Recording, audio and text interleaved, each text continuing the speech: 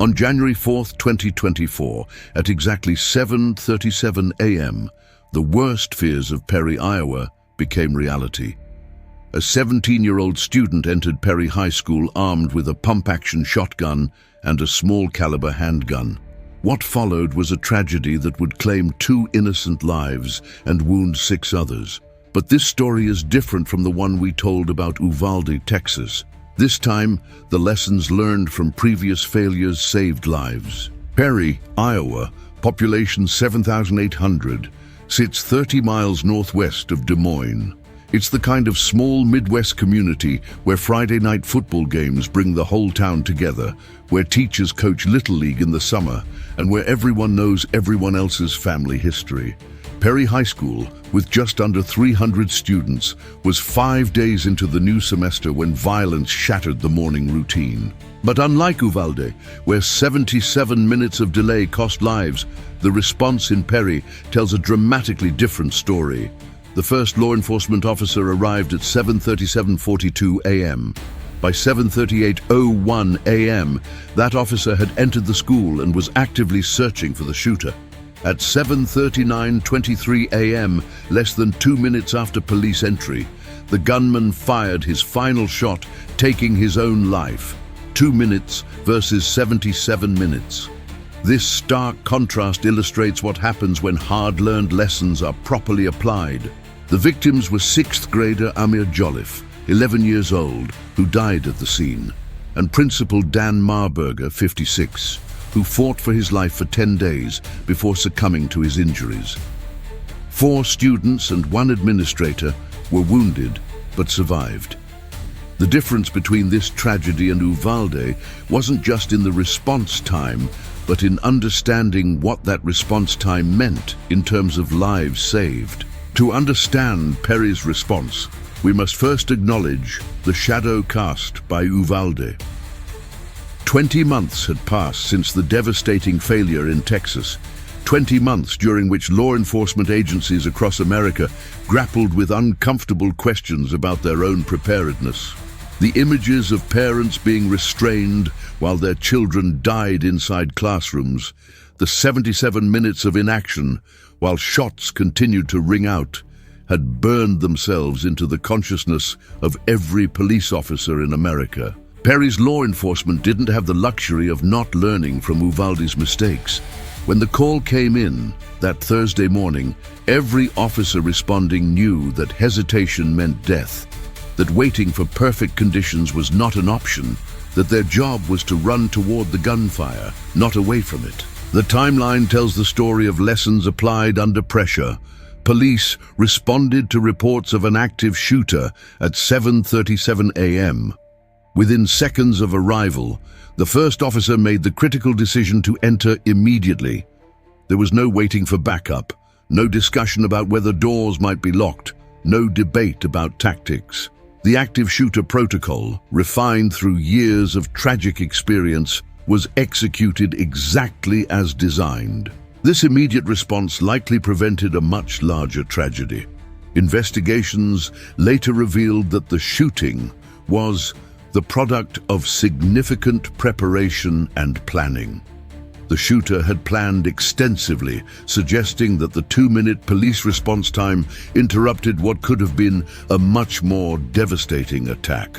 But Perry's story isn't just about fast response times. It's about what happens when an entire community has learned from the failures of others. The Dallas County Attorney's investigation found that the shooter had been planning the attack for months, possibly longer. Yet unlike other cases where warning signs were missed, Perry's story shows how communities can both prevent tragedies and respond effectively when prevention fails. The weapons used in Perry tell part of this story. The shooter was armed with a pump-action shotgun and a small-caliber handgun.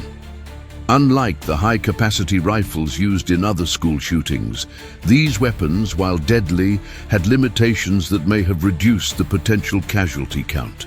This raises important questions about access to different types of weapons and their impact on school violence outcomes. The community response in Perry also demonstrated lessons learned from other tragedies.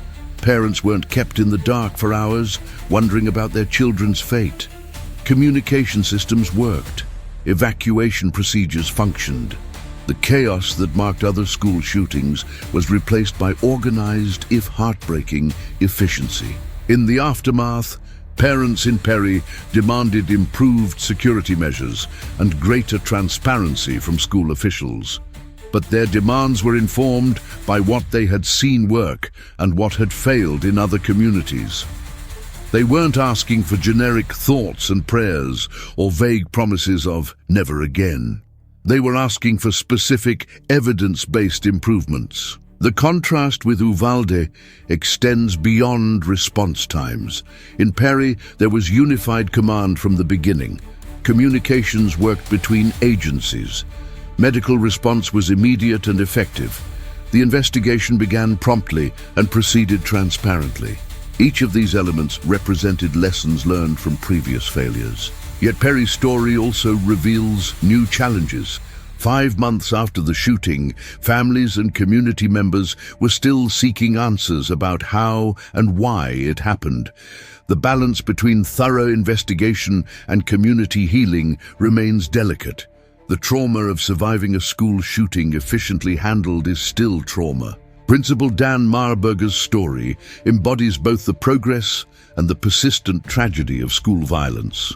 Marburger, a veteran educator who had dedicated his life to protecting and nurturing children, confronted the shooter and likely saved lives through his actions. He fought for 10 days in the hospital before his injuries proved fatal.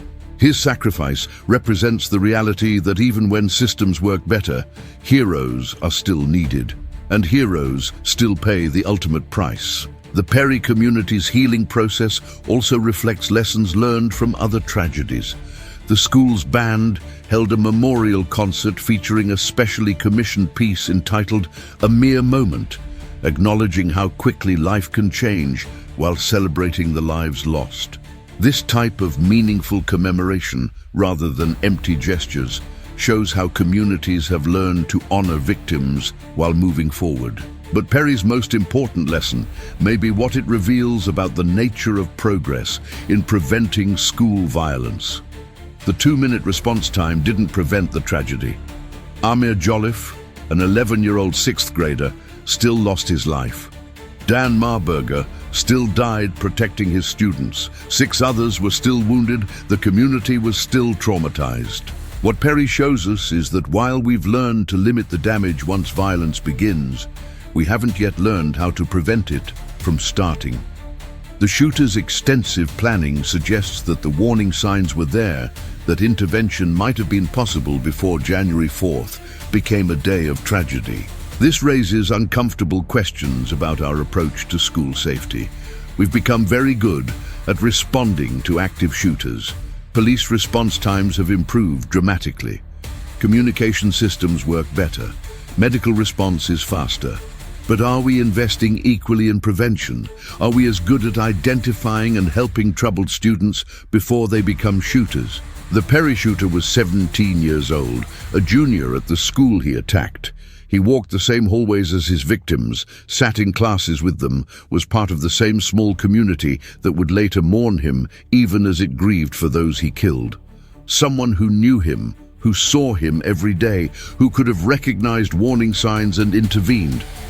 This is perhaps Perry's most important lesson, that our focus on response, while crucial, cannot overshadow the need for prevention. Every school shooting that we respond to perfectly is still a school shooting that we failed to prevent. The statistical reality is sobering. Perry was one of the first school shootings of 2024, coming just 1 day after another shooting in Virginia. The frequency hasn't decreased, even as our responses have improved. We're getting better at limiting casualties, but we're not reducing incidents. Perry forces us to ask difficult questions about this reality. Is our acceptance of improved response times an implicit acceptance that school shootings are inevitable? Are we so focused on preparing for tragedy that we're not investing equally in preventing it? The Perry community would likely tell us that both are necessary. Dan Marburger's widow would probably say that the 2-minute response time, while it couldn't save her husband, prevented other families from experiencing her loss. The parents of the 4 students who were wounded but survived would likely say that every second of that rapid response mattered. But they might also ask why a 17-year-old student could plan an attack for months without anyone intervening. They might ask what warning signs were missed, what opportunities for help were overlooked, what systems failed before the guns ever came out. Perry's story is ultimately one of progress and persistent challenges. The progress is real and significant. Law enforcement has learned from Uvalde and other failures. Response times have improved dramatically. Communication systems work better. Communities are more prepared. But the challenges remain just as real. A 17-year-old student still felt that violence was his only option. An 11-year-old child still died. A dedicated principal still sacrificed his life. 6 people still carry physical and emotional wounds. The lesson of Perry isn't that we've solved school violence, but that we've learned to respond to it more effectively. The question Perry leaves us with is whether we can apply that same learning capacity to prevention. Can we become as good at stopping school shootings before they start as we've become at limiting their damage once they begin? This question becomes more urgent when we consider that Perry represents both our progress and our limitations. The 2-minute response time should be celebrated as a victory of learning from failure. But the fact that we needed a 2-minute response time at all should remind us that our work is far from finished. Every school in America should study Perry's response, not just for what went right, but for what it reveals about the work still to be done.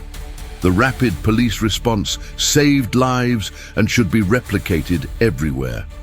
But the months of planning that preceded the violence should remind us that our best opportunity to save lives comes before the first shot is fired. Perry High School reopened within weeks of the shooting, a testament to the community's resilience and determination that education would continue. Students returned to hallways where their classmates had bled, to classrooms where their teachers had fought for their lives. But they returned to a school that had proven something important. When communities learn from tragedy, when law enforcement applies hard-earned lessons, when people choose to be better tomorrow than they were yesterday, lives are saved. The 2 minutes that defined January 4th, 2024 in Perry, Iowa, represent both human failure and human progress. Failure because a young man chose violence over hope. Progress because a community and its protectors had learned enough from previous failures to limit the damage, to save lives, to prove that we can do better. Igmir Jolliffe and Dan Marburger deserved better than to become part of America's school shooting statistics. But their deaths were not meaningless if they continue to teach us, if they remind us that every second matters, that every lesson learned can save lives, that the work of protecting our children is never finished but always worth doing. The story of Perry High School is not the story of a problem solved, but of progress made.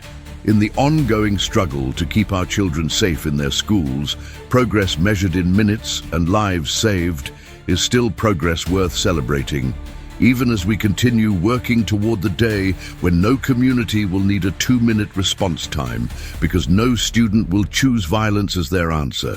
The story of Perry High School shows us that learning from tragedy can save lives, but it also reminds us that our work is far from finished. Here at Top Life Stories, we believe that understanding these events deeply is the first step toward preventing them.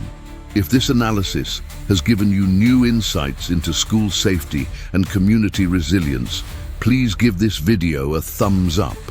Your engagement helps this important content reach more people who can make a difference in their own communities. Subscribe to Top Life Stories for more in-depth examinations of real events that shape our world. We don't just tell stories, we extract the lessons that can save lives and build stronger communities. Hit that notification bell so you never miss our latest analysis. But most importantly, I want to hear from you. In the comments below, share your thoughts. What does Perry's 2-minute response time teach us about preparedness in your community? How do we balance improved response with better prevention? What other real stories do you think deserve this kind of deep, respectful analysis? Your comments don't just add to the conversation. They help these crucial lessons reach more people. Every share, every thoughtful comment, every story you tell about safety in your own community contributes to the larger effort of protecting our children. Remember, every story we examine here at Top Life Stories serves a purpose to understand our world better so we can make it safer. Perry's story is one of progress built on tragedy, of lessons learned through loss, of communities that refuse to accept that this is just how things are. Join us next time as we continue exploring the real stories that challenge us, teach us, and inspire us to build a better tomorrow. Thank you for being part of this community that believes in the power of understanding to create change. Together, we can ensure that the lessons of Perry and every community that has faced these challenges are never forgotten and always applied.